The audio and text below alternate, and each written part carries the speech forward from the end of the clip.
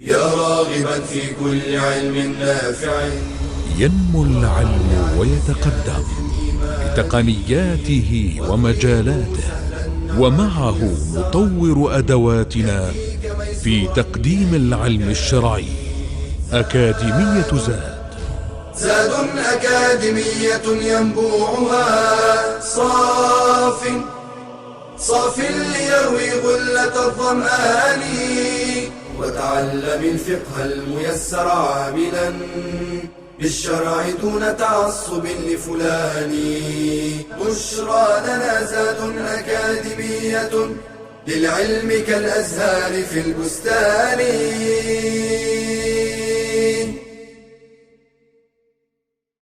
بسم الله والحمد لله والصلاة والسلام على رسول الله وآله وصحبه ومن اهتدى بهداه. أما بعد. The second pillar or essential acts of Hajj, the first one we spoke about was to enter the state of Ihram. The second one is to stand at Mount Arafah. The Prophet said, alayhi salatu wassalam, Hajj is Arafah. And this does not mean that we don't have to have Ihram, we don't have to have Tawaf al-Ifada or Sa'i al-Hajj, the other three pillars. Rather, the most prominent pillar of all Hajj is Arafah, which is the 9th day of Hajj season or the month of Dhul Hijjah. And when does the time of Hajj starts, meaning to go for Arafah? The scholars say it begins after the sun passes the meridian on the day of Arafah. So once it is the Zawal time, then this is where the people should start to go to Arafah, and this counts as been a second in Arafah. And if you manage to stay in Arafah for a single moment, and the Arafah area is huge and big, it's not the mountain which is known as the mountain of mercy, Jabal al-Rahmah, which some ignorant pilgrims think that they have to climb up and stand on it for their Hajj to be valid. No, it's the whole area where this known as Arafah, and there are signs and poles and pillars to identify it. If you stay there for one moment of time, whether in the morning, whether in the day, or at the night time, then your Hajj is valid. And whether you're awake, whether you're passing by, whether you are asleep, whether you're sick, whether you're healthy, it doesn't matter. So it's not just to stand, even if you just pass by car, in few seconds, that's it. You have done what is needed to be done in Arafat. And the evidence behind that is the hadith of Urwah ibn Mudarris, may Allah be pleased with him. He said, I came to the Prophet ﷺ in Muzdalifah. So we know that we stand in Arafat until sunset. After sunset, we move to Muzdalifah, which is another area.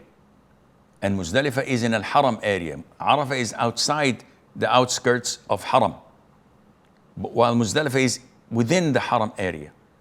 So the pilgrims go to Muzdalifah, they pray Maghrib and Isha there combined, and they stay there until it is the break of dawn. Then they pray Fajr and move on to Mina. In Muzdalifah, the Prophet ﷺ met Urwah. And Urwah said, O Prophet of Allah, by Allah, I came all the way from Mount Tay, and I have exhausted my ride. I did not leave a single hill or a mountain without climbing on it, because I didn't know where Arafah is. So I came now to you in Muzdalifah. Is there any Hajj for me? Is my Hajj valid? So the Prophet said, alayhi salatu wasalam, whoever prays with us Fajr in Muzdalifah, and he had passed by Arafah, whether day or night, then his Hajj is complete. And this means that it is valid for him for what he had done. Now, the place of standing, all of Arafah is a place of standing, except the valley of Urana. Because the Prophet said, alayhi wasallam, I'm standing here, but all of Arafah is a place of standing.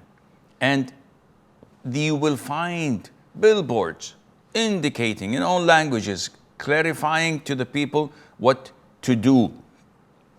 And having said that, standing in Arafah during the day or the night does your Hajj, we have to know that a person, a pilgrim, has to combine between the day and night if he were to be at the daytime in Arafah.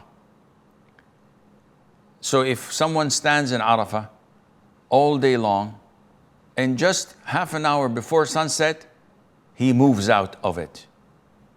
His Hajj is valid, but he has to sacrifice a sheep for moving before sunset. But if he did not go during the day at all, and he went straight to Arafah at 9 o'clock in the evening, at night, and then went to Muzdalifah, then his Hajj is valid and there is no expiation for him because he did not stand in Arafah during the daytime. He did stand during the nighttime, and that does the job for him. What is recommended to be done during Arafah? So now I'm in Arafah. Imagine from like 1 o'clock, prayed Dhuhr and Asr there, combined and shortened. What would I do from 1 o'clock till 6:30 or 7 o'clock, depending when the sunset is? The sunnah is that you engage in dhikr and to engage in dua like the Prophet used to do, alayhi salatu wasalam.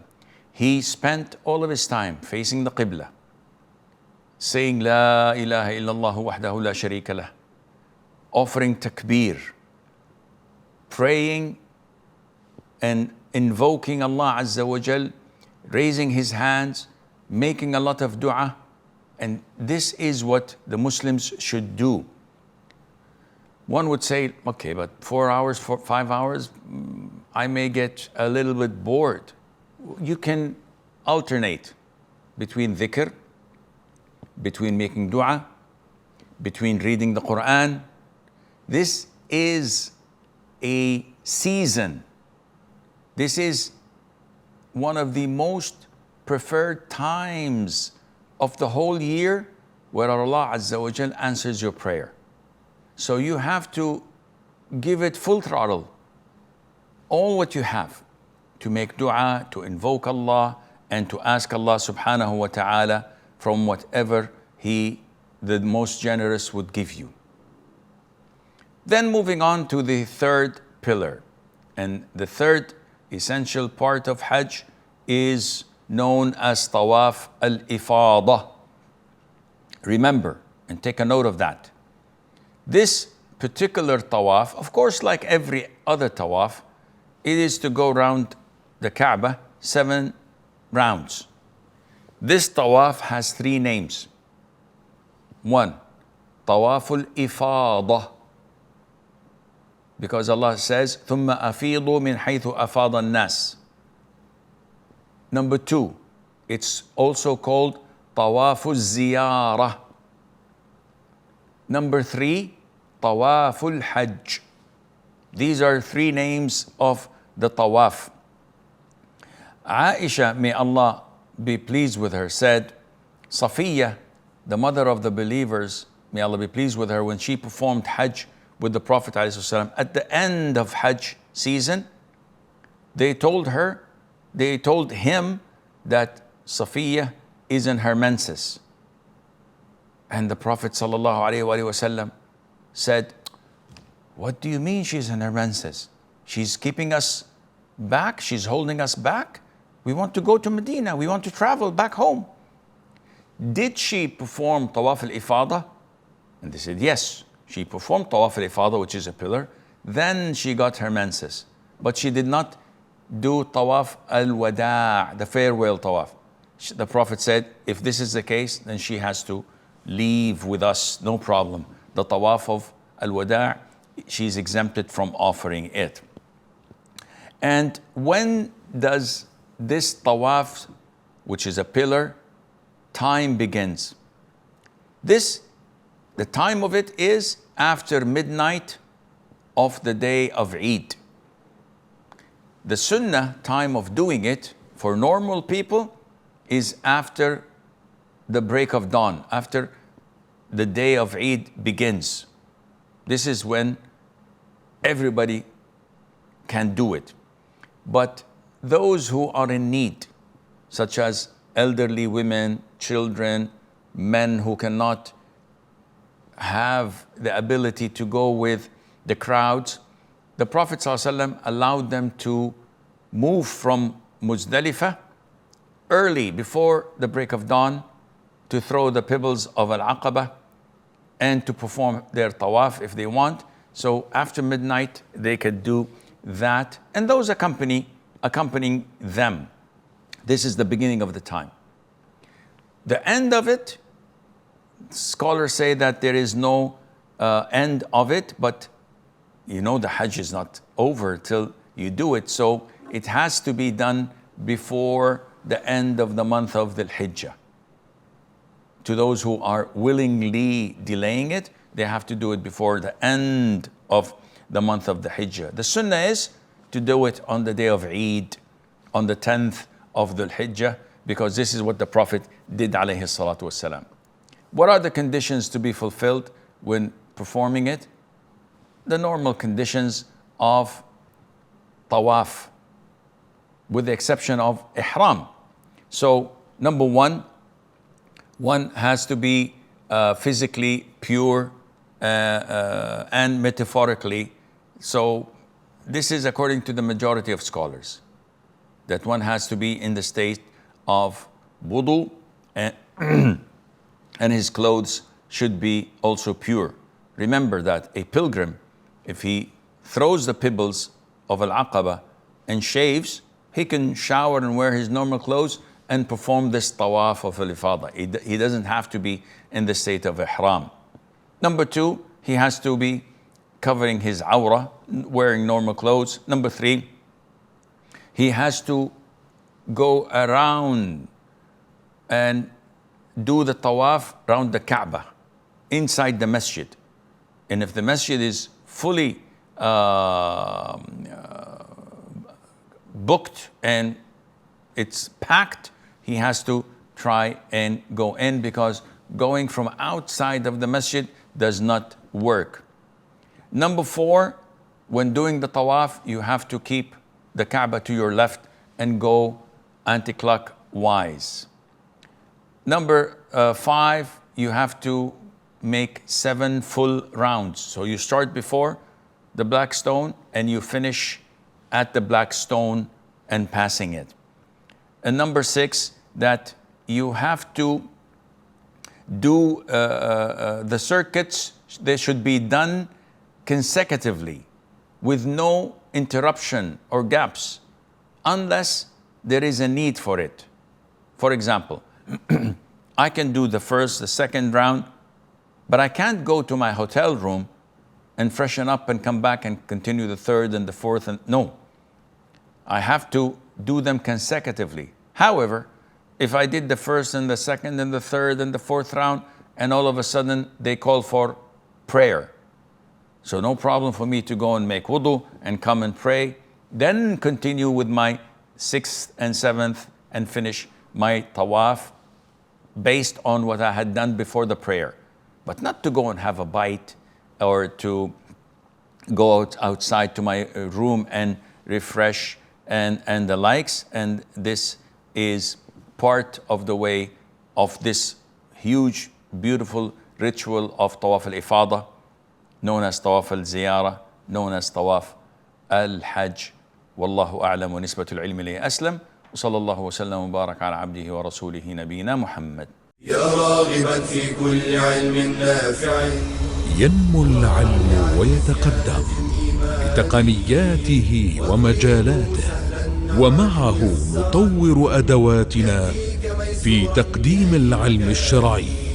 أكاديمية زاد أكاديمية ينبوعها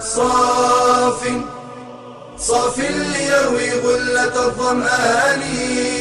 وتعلم الفقه الميسر عاملا بالشرع دون تعصب لفلان. بشرى لنا زاد أكاديمية للعلم كالأزهار في البستان.